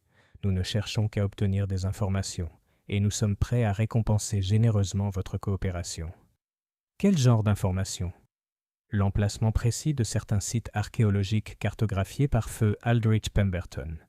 La jeune femme qui s'y trouve possède des connaissances qui seraient d'une grande valeur pour mes employeurs. Et si nous refusons de coopérer, le sourire de l'Allemand s'estompa. Nous serons alors obligés d'obtenir l'information par des moyens moins agréables. Mon associé est très doué dans l'art de la persuasion. C'est à ce moment-là que la situation prit une tournure inattendue. Le bruit de vitres brisées provenant de l'arrière du bâtiment fut immédiatement suivi de cris et du crépitement caractéristique des coups de feu. Notre intrus se tourna vers la fenêtre, visiblement alarmé, et je saisis l'occasion pour pointer mon revolver sur sa poitrine. « Il semble, » observa Holmes avec une satisfaction évidente, « que vous, messieurs, ayez sous-estimé les ressources dont nous disposons. » Les yeux pâles de l'Allemand allèrent de Holmes à moi, calculant clairement ses chances de fuite. Avant qu'il puisse prendre une décision, cependant, des pas retentissants dans l'escalier annoncèrent l'arrivée de ce que je supposais être les gentilshommes doués pour résoudre les problèmes dont Mycroft avait parlé. En quelques instants, notre salon fut rempli de plusieurs hommes dont l'allure et l'efficacité dénotaient des agents professionnels de la couronne. L'intrus allemand fut désarmé et sécurisé avec une rapidité, témoignant d'une grande expérience en la matière. « Monsieur Holmes », annonça le chef du groupe, un homme compact aux cheveux grisonnants et au regard intelligent. « Nous vous prions de nous excuser pour notre retard. L'entrée arrière était plus surveillée que prévu. »« Pas besoin de m'excuser, » répondit Holmes en baissant son arme. « J'espère que les autres membres de ce groupe ont été également protégés. En effet, nous avons capturé 3 prisonniers au total, ainsi qu'une quantité considérable de documents intéressants qui devraient éclairer nos collègues du renseignement. » Alors que les agents s'apprêtaient à évacuer leurs prisonniers, l'Allemand qui nous avait affrontés se retourna vers Holmes avec un air de respect réticent. « Vous avez gagné cet engagement, monsieur Holmes, mais le jeu principal continue. Les informations que nous recherchons seront obtenues, d'une manière ou d'une autre. »« Peut-être, » répondit Holmes doucement, « mais pas ce soir, et pas de cette façon. » Une fois les Allemands chassés et l'excitation retombée, Mademoiselle Durand sortit de sa cachette derrière le bureau avec un soulagement évident. Ses joues reprenaient peu à peu couleur, même si ses mains continuaient de trembler légèrement. « Ils sont partis ?» demanda-t-elle. « Pour le moment, » lui assura Holmes. « Même si je soupçonne que cet incident ne soit qu'un premier pas dans une lutte plus longue. Vos connaissances restent précieuses et d'autres tentatives seront faites pour les acquérir. Que faire ? Je ne peux pas passer le reste de ma vie à me cacher des agents étrangers. » Holmes se dirigea vers la fenêtre et regarda la rue, désormais vide à l'exception d'une seule silhouette qui se prélassait contre un lampadaire avec une désinvolture étudiée. Clairement l'un des observateurs de Mycroft assurant notre sécurité continue. « Il existe une solution, » dit-il finalement, « même si cela demandera beaucoup de courage de votre part. » « Quel genre de solution ? » Holmes se retourna vers nous avec cette expression d'intense concentration qui indiquait qu'il élaborait un plan d'une complexité considérable. « Nous allons donner à nos adversaires exactement ce qu'ils veulent, mais pas de la manière à laquelle ils s'attendent. »« J'ai peur de ne pas comprendre, » répondit-elle. « Nous allons récupérer la carte volée à Pemberton, » annonça Holmes, « et nous l'utiliserons comme appât pour attirer nos ennemis dans un piège dont ils ne s'échapperont pas. » L'audace de cette proposition me laissa momentanément sans voix, mais je pouvais voir dans les yeux de Holmes la lueur d'anticipation qui apparaissait toujours lorsqu'il avait conçu l'un de ses plans les plus audacieux. « Holmes, dis-je finalement, vous ne proposez sûrement pas de localiser réellement ces anciennes mines. »« Bien sûr, Watson. Après tout, quoi de plus naturel que de voir le détective conseil le plus célèbre de Grande-Bretagne mener son enquête à son terme ? » Il s'installa à son bureau et commença à en sortir des cartes et des ouvrages de référence, avec une intention évidente. « D'ailleurs, » ajouta-t-il avec un léger sourire, « j'ai toujours été curieux des mystères archéologiques du monde antique. Cette affaire offre une excellente occasion de satisfaire cette curiosité, tout en servant les intérêts de la justice. » Alors que je regardais mon ami commencer ses préparatifs pour ce qui promettait d'être notre aventure la plus dangereuse à ce jour, je ne pouvais m'empêcher de penser que nous étions sur le point de nous lancer dans un voyage qui mettrait à l'épreuve non seulement nos compétences de détective, mais aussi notre survie même. Chapitre 8. Le gambit final. Le plan élaboré par Holmes dans les jours qui suivirent notre confrontation avec les agents allemands était audacieux par sa simplicité et terrifiant par ses implications, tandis qu'il me l'expliquait au petit déjeuner par une fraîche matinée de novembre. Je me demandais si le génie de mon ami n'avait pas finalement dépassé les limites du discernement. La faiblesse fondamentale de la stratégie de nos adversaires, observa-t-il en beurrant son toast avec une précision méthodique, réside dans leur hypothèse selon laquelle ils doivent obtenir les informations par la force ou la furtivité. Ils n'ont pas envisagé que nous pourrions volontairement leur fournir exactement ce qu'ils recherchent. « Leur fournir volontairement l'emplacement des mines de Salomon ?» demandai-je, incrédule. « Holmes, tu n'es quand même pas sérieux. »« Tout à fait sérieux, Watson, mais peut-être pas comme tu le supposes. » Il posa son couteau et me fixa de ce regard pénétrant qui indiquait qu'il était sur le point de révéler toute l'étendue de son projet. « Dites-moi, que se passerait-il si certaines personnes intéressées apprenaient que la carte volée avait été retrouvée et qu'une expédition était organisée pour localiser les sites qu'elle révélait ? J'ai réfléchi attentivement à cette question. J'imagine que cela attirerait une attention considérable de la part des personnes que nous cherchons à appréhender. Exactement. Et si cette expédition était menée par des individus reconnus pour posséder à la fois l'expertise et les ressources nécessaires à une telle entreprise, ils tenteraient sans aucun doute d'infiltrer ou d'attaquer l'expédition. Holmes sourit avec une satisfaction évidente, ce qui nous offrirait une excellente occasion de les appréhender, dans des circonstances où leurs intentions hostiles ne pourraient être ni démenties, ni mises en doute. L'audace de sa proposition commençait à me frapper. « Vous avez l'intention d'organiser une véritable expédition dans l'Empire ottoman ?» « Il ne s'agit pas seulement de l'organiser, Watson. Nous allons le diriger, avec l'entière coopération du gouvernement de Sa Majesté et l'approbation tacite des autorités turques, qui sont tout aussi désireuses que nous d'empêcher l'exploitation allemande de leurs ressources naturelles. » Au cours de la semaine suivante, Holmes se consacra aux préparatifs de notre expédition avec l'énergie et le souci du détail qui le caractérisaient. Par des voies que je ne comprenais pas bien, il obtint les permis et documents de voyage nécessaires. Mademoiselle Durand, malgré sa terreur initiale à l'idée de retourner dans la région où Pemberton avait fait ses découvertes, accepta de nous servir de guide et d'interprète. Le plus remarquable fut que Holmes parvint à récupérer ce qu'il prétendait être la carte originale volée dans le coffre de Pemberton. Lorsque je lui demandai comment cet exploit remarquable avait été accompli, il se contenta de sourire et suggéra que les ressources de Mycroft étaient plus importantes que la plupart des gens ne l'imaginaient. La carte a été récupérée lors d'un raid contre une planque allemande à Southwark, a-t-il expliqué. Nos adversaires l'avaient étudiée attentivement, mais n'avaient pas encore tenté d'agir sur la base des informations qu'elle contenait. J'ai examiné le document avec un intérêt considérable. C'était un chef-d'œuvre de précision cartographique, indiquant non seulement l'emplacement des anciens sites miniers, mais aussi des informations détaillées sur les approches, les positions défensives et l'état actuel des entrées scellées. « C'est authentique ?» demandai-je. « Tout à fait authentique. Ce qui rend notre expédition considérablement plus dangereuse que si nous nous contentions de suivre une fiction. Le voyage vers Constantinople a duré près de 2 semaines, durant lesquelles nous avons continué à nous faire passer pour de simples voyageurs avides d'archéologie. Holmes avait organisé notre accompagnement par ce qui semblait être un petit groupe de chercheurs universitaires et de guides, mais je me suis vite rendu compte que plusieurs membres de notre groupe possédaient des compétences plus généralement associées aux opérations militaires qu'à la recherche scientifique. La contribution de Mycroft à notre expédition, expliqua Holmes lorsque je commentai l'attitude martiale de nos prétendus assistants de recherche. Il estimait qu'il serait imprudent de s'aventurer en territoire potentiellement hostile sans protection adéquate.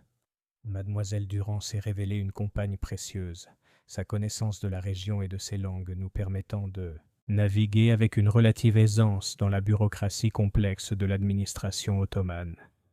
Plus important encore, sa sincère tristesse face à la mort de Pemberton et sa détermination à traduire ses assassins en justice ont donné de la crédibilité à notre objectif déclaré.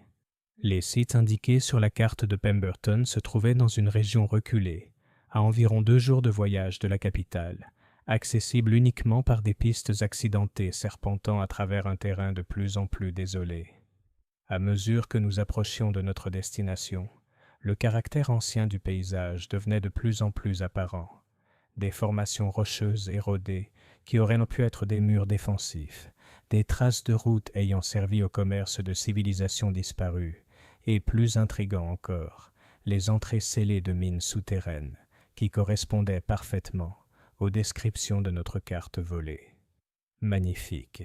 s'exclama l'un de nos compagnons universitaires, un véritable archéologue du nom de professeur Morrison, qui s'était joint avec enthousiasme à notre expédition lorsque Holmes en avait décrit les objectifs. Ces travaux sont manifestement très anciens, et pourtant leurs principes d'ingénierie sont remarquablement sophistiqués. Holmes examina l'entrée scellée de ce qui semblait être le plus grand des complexes miniers avec une satisfaction évidente. Remarquez la précision de la maçonnerie, Watson. Ceux qui ont scellé ces mines avaient l'intention de les maintenir fermées très longtemps. Pourtant, ils peuvent être ouverts, avec les outils et les techniques appropriées, certainement, Les notes de Pemberton indiquent qu'il a accédé au site par une entrée secondaire, à une certaine distance des principaux chantiers. Nous avons établi notre camp dans une vallée abritée, offrant à la fois de l'eau douce et de bonnes positions défensives, suivant les précautions préconisées par Holmes dès le début de notre voyage. À l'approche du soir, lors de notre deuxième jour sur le site, ces précautions se sont avérées efficaces. Monsieur Holmes appela l'une de nos sentinelles en s'approchant avec une urgence évidente. Nous avons observé des signaux provenant de la crête au-dessus, des éclairs lumineux qui suggèrent que quelqu'un communique avec des inconnus. Holmes hocha la tête d'un air sombre. Combien ? Au moins 6, peut-être plus. Il semble se positionner pour observer nos activités. Excellent, répondit Holmes à la grande surprise de la sentinelle. Faites signe au professeur Morrison et à mademoiselle Durand de nous rejoindre. Je crois que nos adversaires sont arrivés exactement à l'heure prévue. En quelques minutes, notre petit groupe s'était rassemblé autour de Holmes, qui étala la carte de Pemberton sur une pierre plate et commença à indiquer diverses positions avec une efficacité silencieuse. « Messieurs, madame, commença-t-il, nous sommes sur le point d'atteindre l'aboutissement de notre enquête. Nos amis allemands nous ont suivis jusqu'ici, comme je l'avais prévu. Ils croient sans doute pouvoir nous éliminer et s'approprier le fruit de nos recherches archéologiques. Que proposez-vous que nous fassions à ce sujet ? Demanda le professeur Morrison avec un calme admirable. Nous allons leur donner exactement ce qu'ils veulent, répondit Holmes. Demain matin, nous ouvrirons l'entrée principale du complexe minier. Nous travaillerons ouvertement, sans chercher à dissimuler nos activités. Nos adversaires observeront sans aucun doute nos moindres faits et gestes. « Et ensuite ?» demandai-je. Holmes sourit avec cette expression de satisfaction qui s'affichait toujours lorsqu'il avait tendu un piège particulièrement élégant. « Alors, Watson, nous découvrirons si l'efficacité allemande est à la hauteur de la ruse britannique. » Les événements du lendemain se déroulèrent exactement comme Holmes l'avait prédit. Utilisant les outils et les techniques décrits par Pemberton dans ses notes, notre groupe parvint à dégager l'entrée scellée de l'ancien complexe minier en milieu d'après-midi. Dès que la voie fut ouverte, plusieurs de nos compagnons universitaires pénétrèrent dans les galeries avec un enthousiasme évident, leur voix résonnant depuis les profondeurs tandis qu'ils décrivaient les merveilles qu'ils découvraient. « Incroyable !» s'écria le professeur Morrison, quelque part dans l'obscurité. « La préservation est remarquable. Des outils, des inscriptions, et même des matières organiques qui auraient dû se décomposer il y a des millénaires. » Holmes observait ces événements avec une satisfaction apparente, tout en surveillant attentivement les crêtes environnantes. « Watson, murmura-t-il, observe le mouvement sur le versant est. Nos amis se préparent à passer à l'action. » En effet, je voyais des silhouettes se déplacer avec un objectif évident parmi les rochers au-dessus de notre position.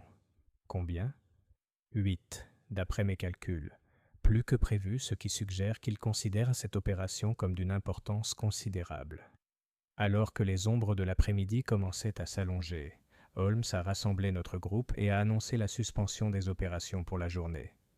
L'intérieur du complexe nécessite une cartographie minutieuse avant que nous puissions avancer en toute sécurité, a-t-il expliqué. Nous reprendrons le travail demain matin. Ce soir-là, assis autour du feu de camp, nous discutions des découvertes de la journée. Holmes exposa discrètement la phase finale de son plan. Nos adversaires tenteront sans doute d'attaquer la nuit, au moment où ils nous estiment les plus vulnérables. Ils chercheront à nous éliminer rapidement et discrètement, puis à s'emparer du complexe minier. « Comment pouvez-vous en être certain ?» demanda mademoiselle Durand. « Parce que, ma chère madame, ils ont investi trop de temps et d'efforts dans cette entreprise pour nous permettre simplement d'extraire les trésors que pourraient contenir les mines. Ils doivent agir ce soir, sous peine de perdre tout ce qu'ils ont gagné. » L'attaque eut lieu, comme Holmes l'avait prédit, aux heures les plus sombres précédant l'aube. Je fus réveillé par le léger sifflement qui nous servait de signal de danger, et quelques instants plus tard, j'étais accroupi derrière les barricades de pierre que nos sentinelles avaient dressées plus tôt dans la soirée. Les Allemands s'approchèrent avec une habileté professionnelle, se déplaçant silencieusement dans l'obscurité vers ce qu'ils croyaient être nos positions de sommeil. Ils avaient visiblement étudié la disposition de notre campement lors de leurs observations diurnes et avaient planifié leur assaut avec la minutie teutonique qui les caractérisait. Ce qu'ils n'avaient pas prévu, c'est que Holmes avait passé la soirée à repositionner nos défenses et à préparer plusieurs surprises désagréables pour les visiteurs indésirables. Le premier signe de danger apparut lorsque l'attaquant principal déclencha un système d'alarme soigneusement dissimulé, que Holmes avait manipulé grâce à des techniques apprises auprès des associés de son frère. Le choc soudain du métal sur la pierre fut immédiatement suivi de cris de confusion parmi les assaillants. « Maintenant !» s'écria Holmes, et nos positions défensives explosèrent en un feu coordonné qui illumina la nuit de leurs éclairs de canon et révéla l'étendue des forces de nos adversaires. La bataille fut brève mais intense. Les Allemands, pris à découvert et privés de l'effet de surprise, se retrouvèrent sous le feu de position dont ils ignoraient l'existence. Plusieurs tombèrent immédiatement, tandis que les autres se réfugièrent dans les rochers et ripostèrent avec une précision disciplinée. « Watson !» s'écria Holmes par-dessus le bruit des coups de feu. « Le grand pré du Gros Rocher, c'est notre ami de Baker Street. » Je pouvais effectivement voir l'Allemand aux yeux pâles qui avait envahi notre salon, dirigeant maintenant l'assaut de ses compagnons avec une expertise évidente. Il avait visiblement survécu à sa capture et avait réussi à gagner l'Empire ottoman, brûlant sans doute d'un désir de vengeance. Le tournant fut lorsque le professeur Morrison et deux de nos compagnons universitaires sortirent du complexe minier avec ce qui semblait être plusieurs caisses en bois. « Nous l'avons trouvé !» s'écria Morrison avec enthousiasme. « La salle au trésor, exactement comme décrite dans les textes anciens. » Cette annonce eut un effet immédiat sur nos assaillants, dont plusieurs sortirent de leur cachette pour tenter d'atteindre l'entrée de la mine. C'était l'erreur tactique qu'attendait Holmes. Les tirs croisés de nos défenses soigneusement positionnées ont pris les Allemands exposés dans un piège mortel. En quelques instants, les survivants de leur groupe ont appelé à la reddition, leur voix résonnant dans ce paysage ancestral où tant d'autres batailles avaient été livrées et décidées. À l'aube sur le complexe minier, nous avons examiné les résultats de notre travail nocturne. 3 Allemands avaient été tués lors de l'assaut, tandis que les autres, dont le chef aux yeux pâles, avaient été capturés avec une quantité considérable de matériel et de documents qui allaient sans aucun doute éclairer les analystes du renseignement de Mycroft. « Très satisfaisant », observa Holmes en examinant un porte-cartes transporté par l'un des prisonniers. « Il semble que nos adversaires avaient préparé des plans détaillés pour extraire et transporter les trésors qu'ils espéraient trouver. »« Et les mines elles-mêmes ?» demandai-je. « Qu'a réellement découvert Pemberton ?» Holmes sourit et fit un geste en direction du professeur Morrison, qui cataloguait soigneusement le contenu des caisses sorties des souterrains. Notre collègue universitaire pourrait peut-être nous éclairer. Morrison leva les yeux de son travail avec une expression d'excitation érudite. « Messieurs, ces mines recèlent quelque chose de bien plus précieux que l'or ou l'argent.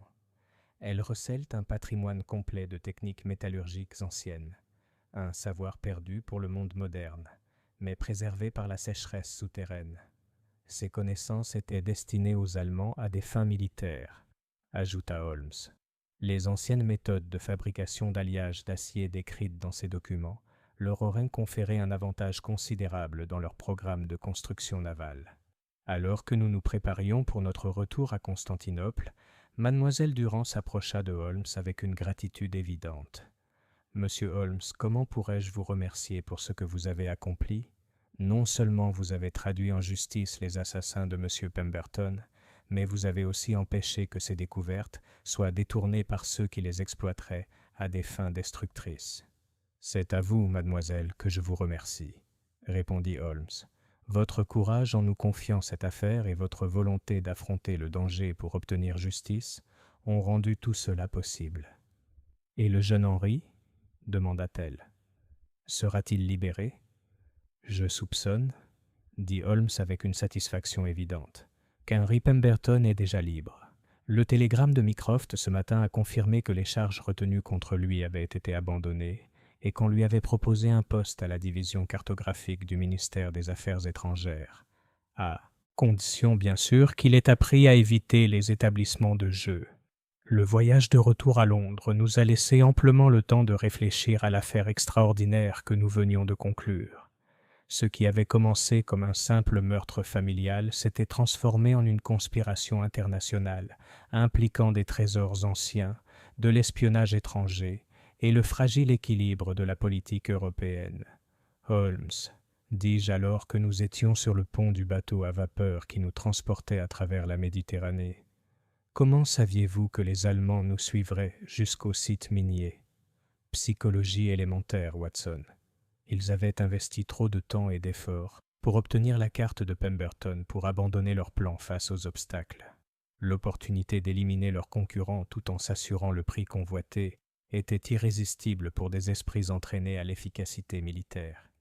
Et s'ils avaient choisi de ne pas attaquer?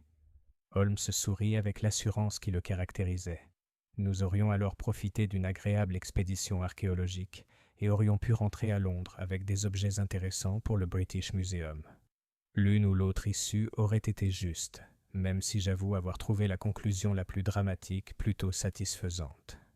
Tandis que le paysage familier de Londres apparaissait à travers la brume automnale, je réfléchissais aux chemins étranges que nos enquêtes suivaient si souvent. Ce qui semblait être une simple affaire de meurtre conjugal avait révélé des niveaux de complexité allant des maisons de jeu de Whitechapel aux anciennes mines de légendes bibliques. Une dernière question, Holmes, dis-je alors que nous nous préparions à débarquer. La carte de Pemberton menait-elle réellement au trésor du roi Salomon? Holmes marqua une pause pour rassembler ses bagages et me lança ce sourire énigmatique qui m'était devenu si familier au fil des années de notre association.